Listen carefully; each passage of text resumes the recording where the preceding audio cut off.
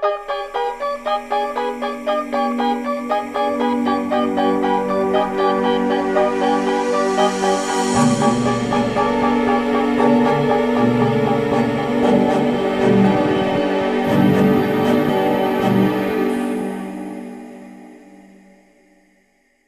guys, and welcome back to Dark Matter. I'm Avalon, And I'm Dominique. and today we're recording an episode about something that the best way to describe it is honestly, it sounds like a wild conspiracy theory, but it's actually true. Like, I don't know how else to describe it. Today's topic is going to be Project MK Ultra. Yeah, and this thing is so crazy. I can't believe it actually happened. It legit sounds like something out of a sci-fi movie. I know, seriously. Every time I tell people about this who haven't heard of it, they're like, "Are you kidding me?" But like, it sounds like I said, like it sounds like we have our tinfoil hats on. But like, this is from like some of this stuff is from the CIA's actual website. Like, this all happened. It's crazy.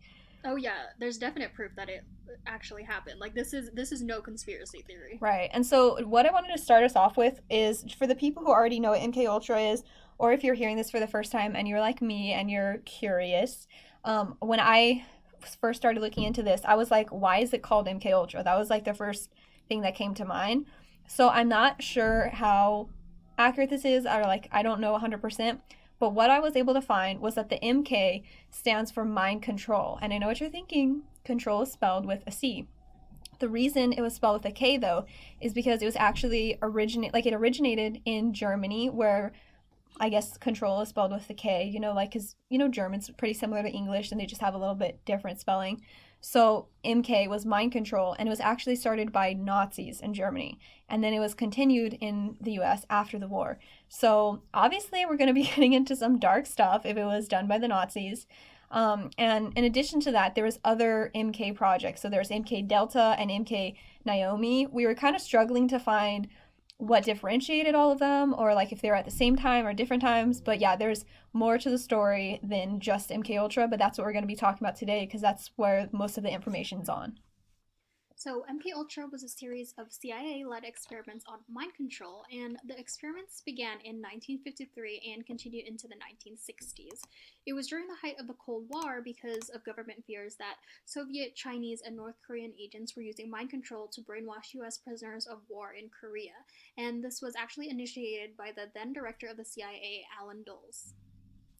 Right, and there was several different reasons for this project. The first of which was U.S. intelligence had learned that Russia was testing the drug. I'm probably going to say this wrong. Bulbacapnine, I think. So Russia was testing this drug, which supposedly helped extract information from their subjects or people that they were holding. Another reason was during the Korean War, North Korea used LSD as an interrogation method on U.S. prisoners of war, and the U.S. sought to like kind of continue this or try this for themselves as a counter tactic. And another reason was that the U.S. no longer had a monopoly on nuclear weapons and wanted to influence leaders and extract information. So it was all kind of going in the direction of getting information out of prisoners of war and kind of like manipulating people's minds. Yeah, and this project was led by agency chemist and poison expert Sidney Gottlieb, and some experimental tests used LSD, hypnosis, electroshock therapy, and brain surgeries in order to identify methods for controlling human behavior. And it involved over 150 human test subjects, and that's just an estimated number. We don't know the exact numbers because most of the documents were destroyed when the program was stopped in 1973. But what's interesting to note is that most of their subjects were unwilling or unknowing in what they were taking part in, which is a big deal because it definitely breaches ethical guidelines that you have to follow when conducting research and experiments. For example, something that's highly controversial is a study called the Stanford Prison Experiments, which, side note, we should totally do an episode on that. But yeah, Yes, for sure. yeah, so it was definitely unethical, and like I said, they were not consenting, so that was definitely a big deal. And they also included experiments using MDMA, which, most people know as ecstasy, mescaline, heroin, barbiturates, methamphetamine, psilocybin, which is more commonly known as magic mushrooms. Right. And in addition to all of that, like MK Ultra also used paralytic drugs, shock therapy, LSD, which we already talked about, medically induced comas, and allegedly sexual abuse. And I don't know if that part was about like sexual abuse as in there were just people that were abusive who were like conducting these experiments, or if they were actually using sexual abuse in order to test, like if that was a part of their test, which either way, it's so awful and disturbing. And then in addition to that, some patients were exposed to repetitive messages for days. So you can just imagine how crazy that would make you. It would break Mm-hmm. anyone. And many of the experiments were done without consent of the subjects, like you mentioned, because many of them were in vulnerable or compromising positions, like being in prison or under psychiatric treatment. So obviously, some of those people wouldn't be able to give consent. And even if they did give consent, like you mentioned before, they weren't giving informed consent. Because you can tell someone, hey, do you want to do this thing? And not give them any details and get their technical consent, but they weren't informed. And so this obviously goes so far beyond just like a like kind of shady practice. Like this was legit like psychological torture. But yeah, it definitely comes back to this idea of like informed consent and actually like telling them what they're getting them into. Although who would actually like sign up for that, right? But yeah, they obviously did not get informed consent, and many of the tests were conducted at universities, hospitals, and prisons in both the US and Canada. So one operation within the MK Ultra project was actually called Midnight Operation Midnight Climax, and it was on 225 Chestnut Street, San Francisco. A CIA agent, George White, was in charge of setting up a bedroom, but this wasn't just any room. This was a room built for their experiment. And in this room, they also hired a Berkeley engineering student to install bugs and a two-way mirror.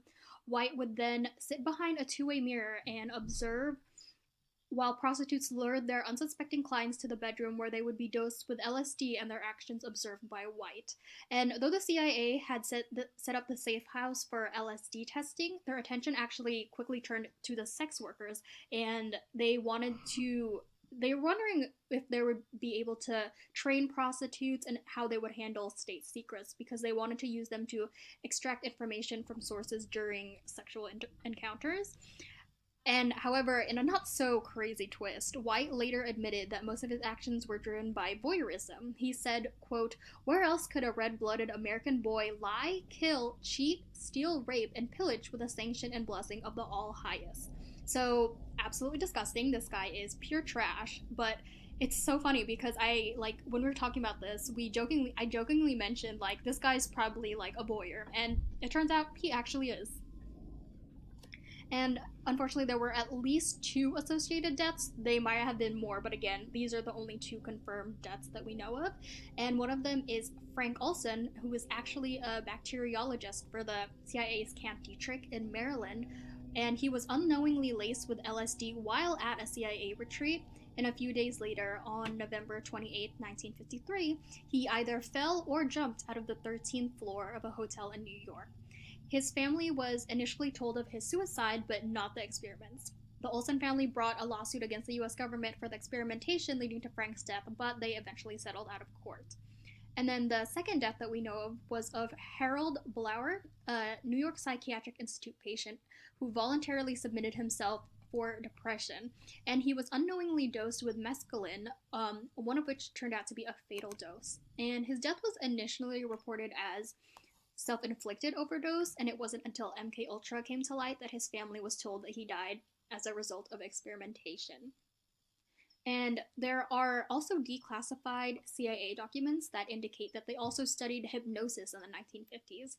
And the goals for these experiments included hypnotically induced anxieties, hypnotically increasing ability to learn and recall complex written matter, hypnotically increasing ability to observe and recall complex arrangements of physical objects, and studying the relationship of personality to susceptibility of hypnosis. And they conducted experiments with drug-induced hypnosis and with anterograde and retrograde amnesia.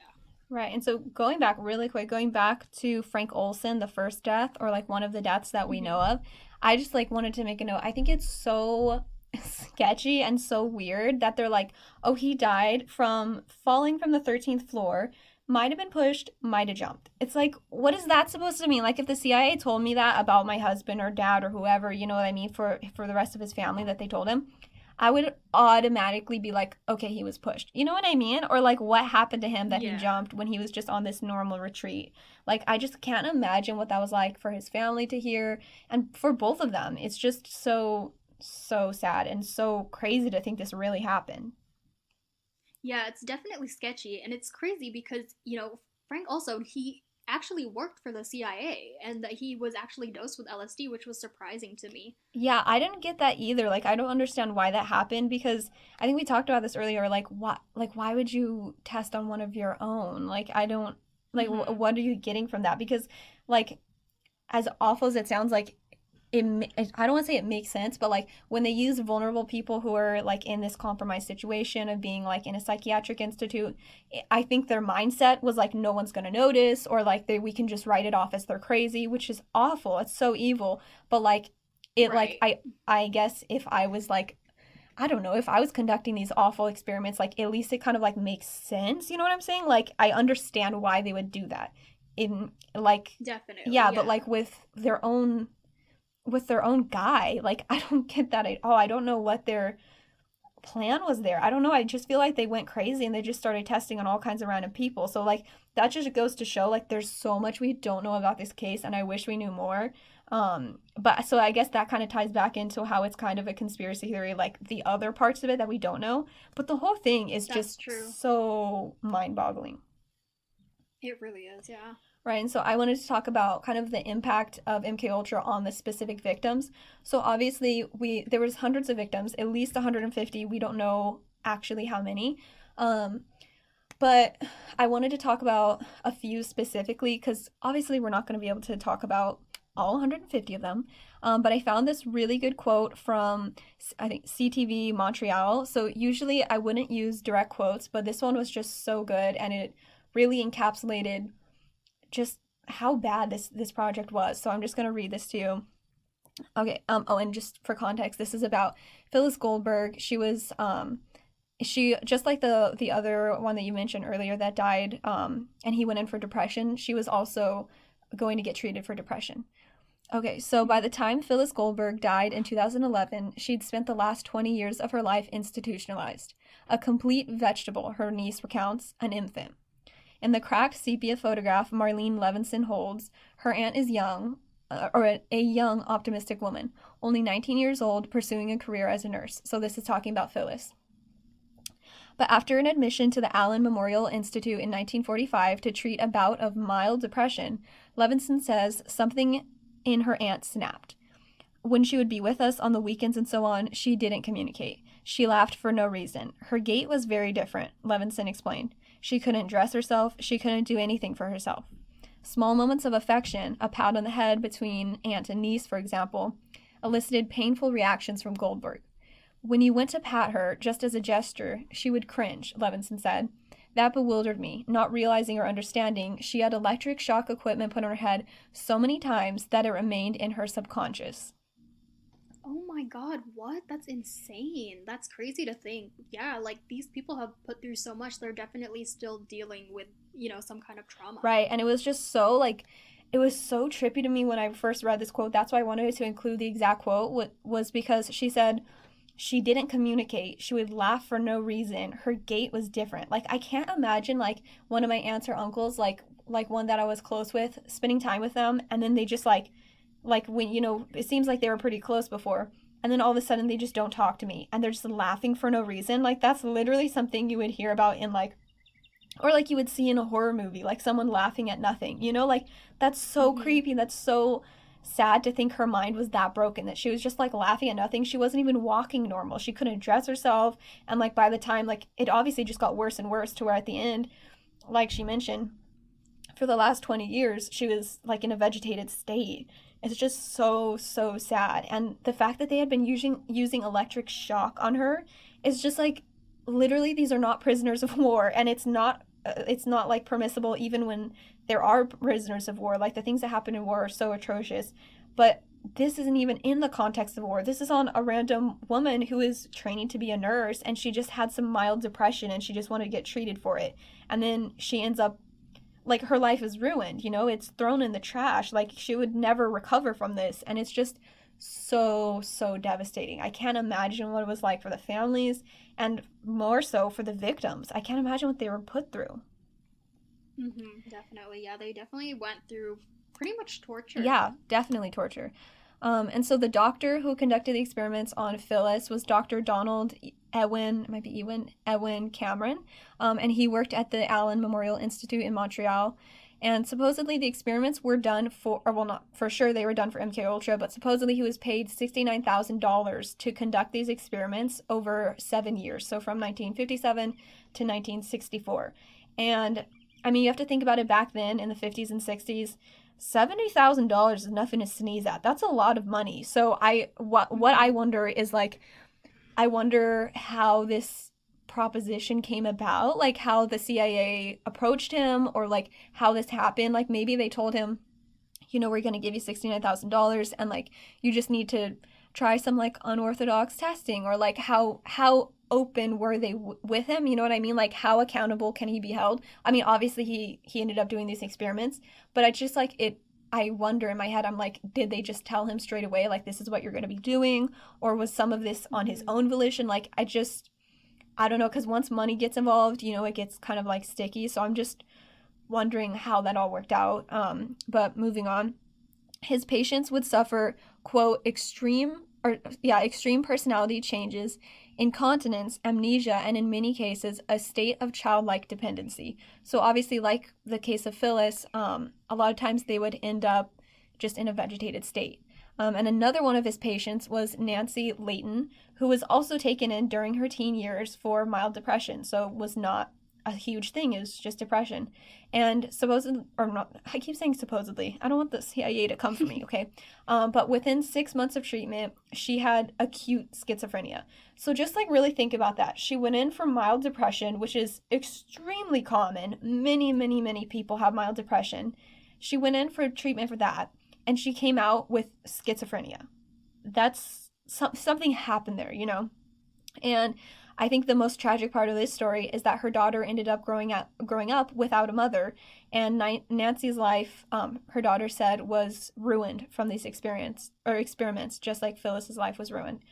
And all the way in 1992, the then Justice Minister Kim Campbell compensated 77 MK Ultra patients and offered a depatterning program to assist with daily functioning. But many of them were denied financial compensation because they couldn't prove that the psychological damage was directly linked to the doctor, Cameron's experiments. So they offered this money for them, but they couldn't prove that it was from the doctor, which is so maddening. It makes me so angry. Yeah, I mean, come on, you do not just develop extreme schizophrenia within a 6 month period. Like, that's definitely not normal. And the fact that, again, they definitely describe these people as being childlike and very dependent, and that definitely affects the rest of their lives and how they live. So it's just insane to me. Like, it's very obvious they came in a totally different person and then came out completely different. So it's just insane to me. Like, what do you mean you can't prove anything? Like, the proof is there, the people themselves, like, you can see. Yeah, and I think that one thing that makes me like the angriest about this whole project is that it kind of comes back to the idea of like stigmatizing mental health. And like obviously back then, this was like between the 50s and 70s, like mental health was not something we talked about in America back then. It's Mm-hmm. still now like a stigmatized issue, but the thing is, like, even more than stigmatizing, I feel like they were able to be, because obviously so many of them were denied the compensation because they couldn't prove it. But I feel like they could just easily be like, oh well, especially back then, but they could just be like, oh well, um, they're crazy. So they were crazy to start with. Like, why were they going into an institution? They were already crazy. You know what I mean? And I That's a can good just point. imagine what they were saying. You know what I mean? Like the excuses that they were making, instead of giving them the compensation. And it's so sad because even a monetary compensation is like ridiculously not enough. Like no amount of money could ever compensate someone for their life. And not even just like their life ending, but their life ending in a miserable, slow, like horrible way and being Yeah. literally tortured. There's no way you can make that up to someone. and they wouldn't even give them money to make up for it so that they could just have help from day to day because they couldn't live their lives without help. It's just so sad. It's so freaking tragic, and it makes me so angry that they definitely use this excuse of like, oh, well, she was crazy or she was this or that. And it's like, dude, no, like, you tortured random innocent citizens. Like, this is just beyond me. Yeah.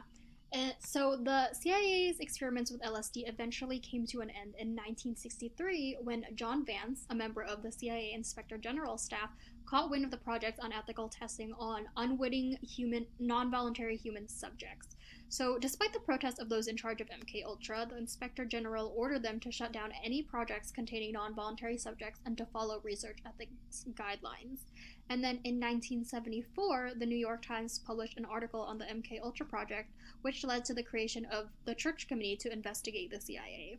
And these efforts led to President Ronald Reagan to sign Executive Order 12333, which stated that research with human subjects must require affirmative consent with documentation describing exactly what the subjects are consenting to.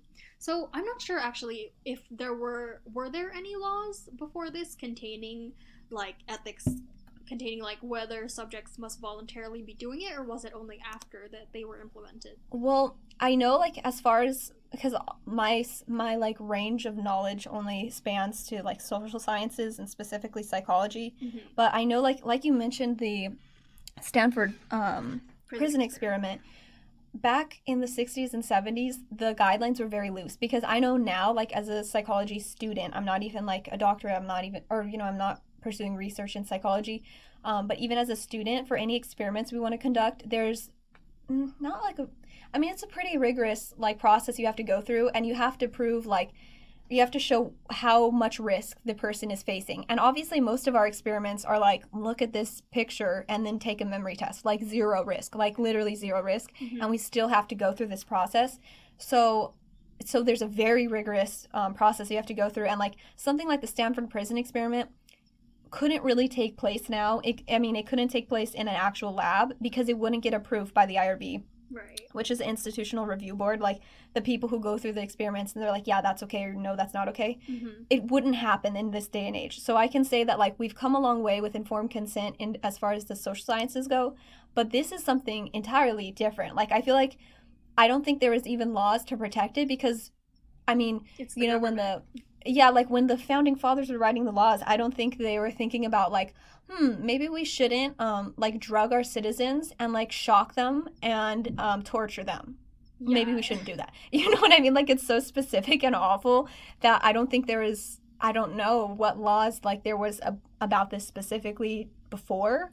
But yeah, like I wish I knew more about it, but as we mentioned, it's very the information's very convoluted.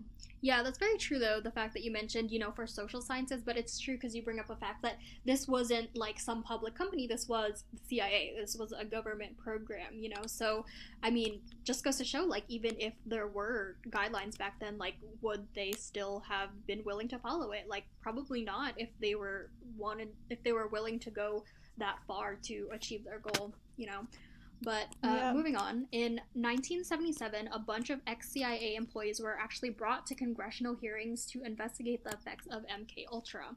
However, when they were questioned, many of the former staff claimed that they couldn't remember details or even the number of people involved, and they couldn't even corroborate their stories because the MK-Ultra documents were actually destroyed years before that.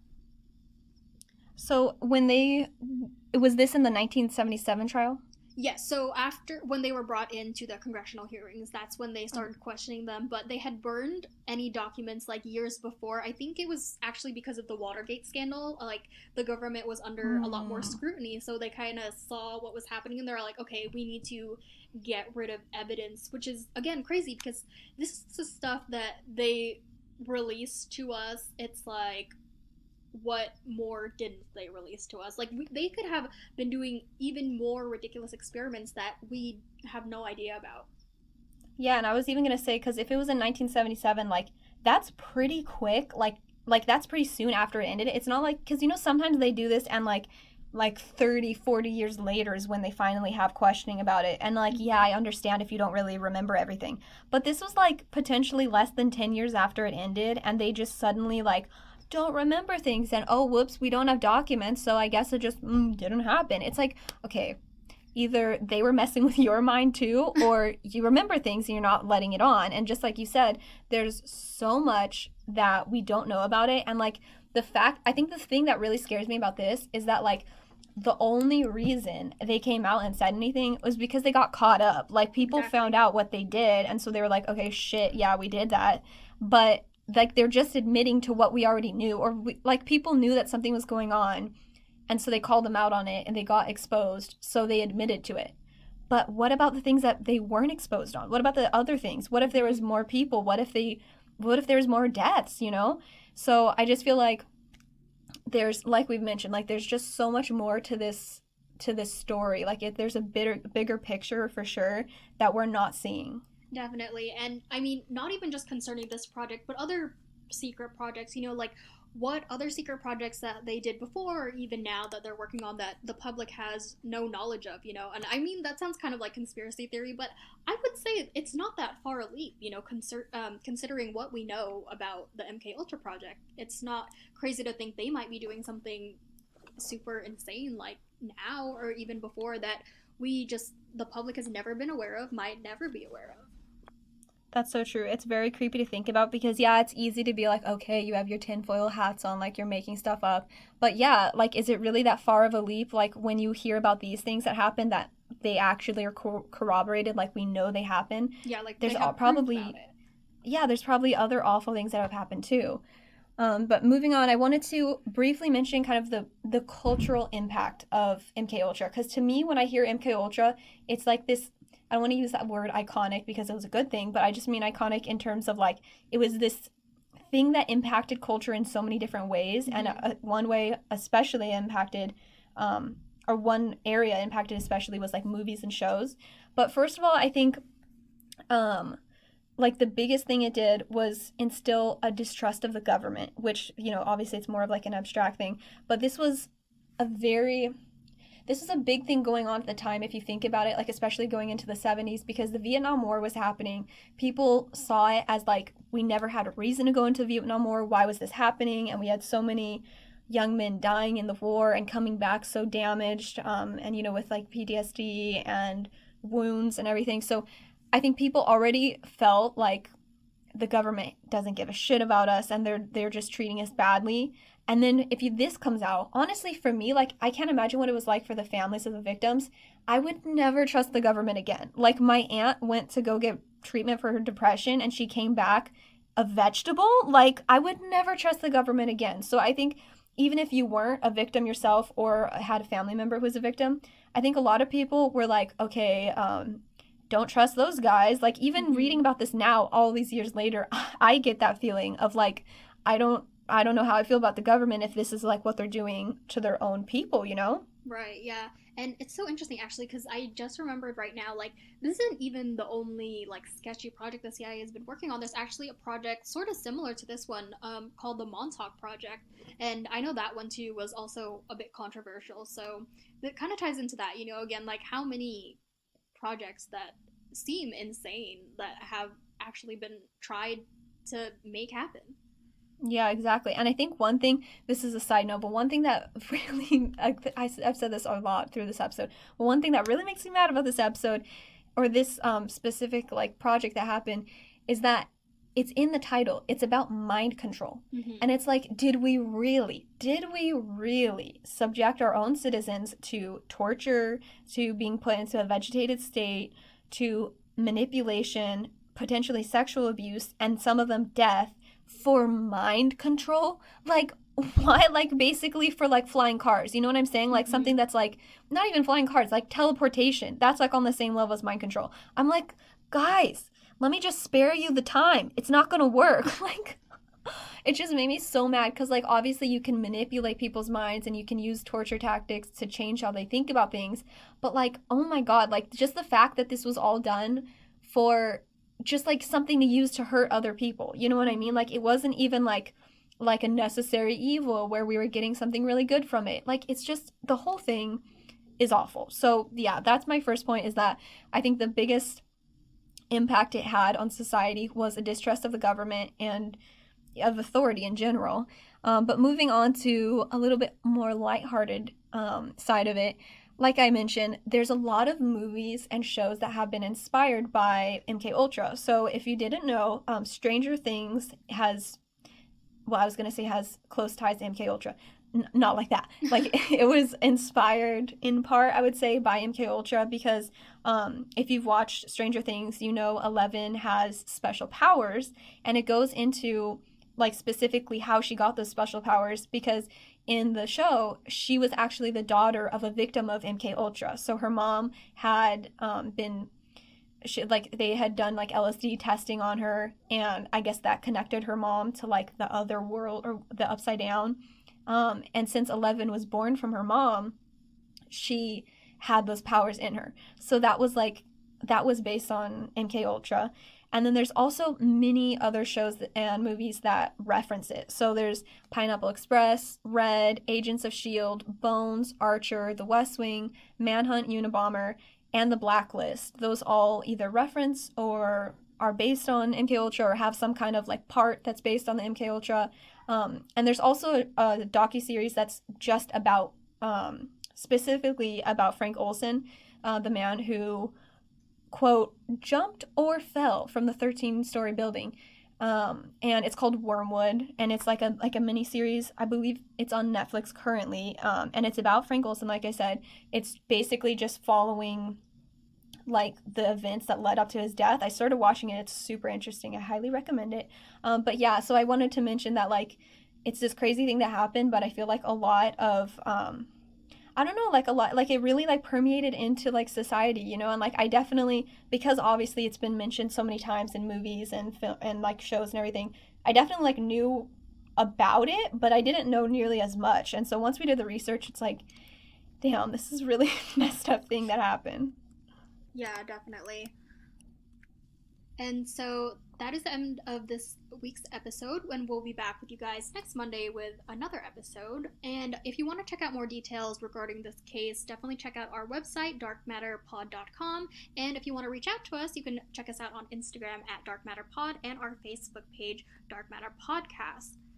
And don't forget to follow us on Spotify, Apple Music, YouTube, and leave us a review. Thanks for listening, guys.